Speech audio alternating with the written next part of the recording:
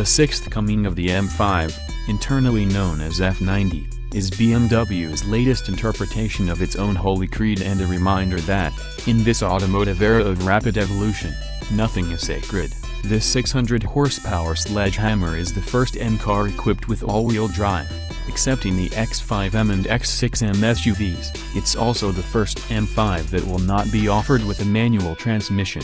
We muttered a few profanities the first time we read those details about the drivetrain. Then we actually drove the 2018 BMW M5, and hallelujahs spilled from our lips. You'll saw at the steering wheel as you balance the M5 at its cornering limits and the rear end wriggles under hard straight-line braking. Trail brake it toward the apex. Balance the car on the throttle. Tighten your line by lifting. This is engaged driving and fun. Those attributes were largely absent from the stoic F10 generation M5. While it's not a return to full form, the new M5 is a solid step toward redeeming that last generation car, which placed third out of 3 in its only comparison test appearance. The electronically controlled clutch pack technically could send equal amounts of torque to the front and rear axles, but an M engineer told us the computers never issue such a command. They always favor the rear wheels, which is evident in the overtly rear-wheel drive nature of the M5's dynamics. In its 4WD Sport setting with the stability control and M dynamic mode, the M5 pivots neatly under power on corner exit. In every way, it feels like a well-balanced rear drive car, even more than the outgoing M5, which actually is rear-wheel drive.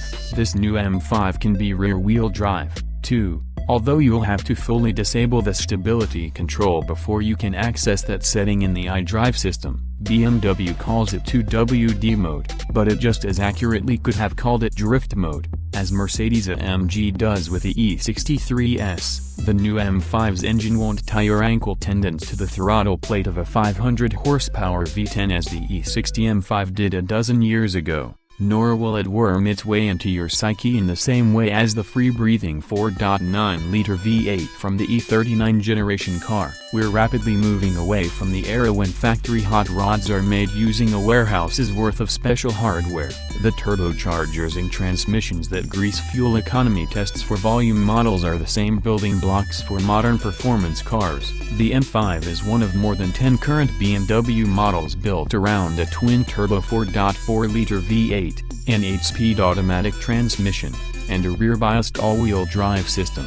There's also the 456 horsepower M550iX drive that BMW sells at a more than $30,000 discount to the M5. Admittedly, the M5's engine features a long list of hardware changes from the M550i's version and has an entirely different engine code, an evolution of the S63T0 that powered the outgoing car. The new M5's power plant wears new turbochargers making 24.5 pounds per square inch of boost, up from 21.8 in the old M5, and it sprays fuel into the cylinders at higher pressures. Its 600 horsepower is an increase of 40 over the outgoing car, while peak torque rises from 502 to 553 pounds-feet.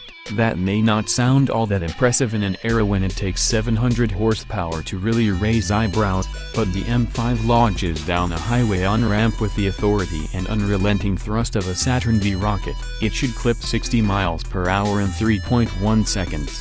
Thanks for watching and don't forget to subscribe for more video.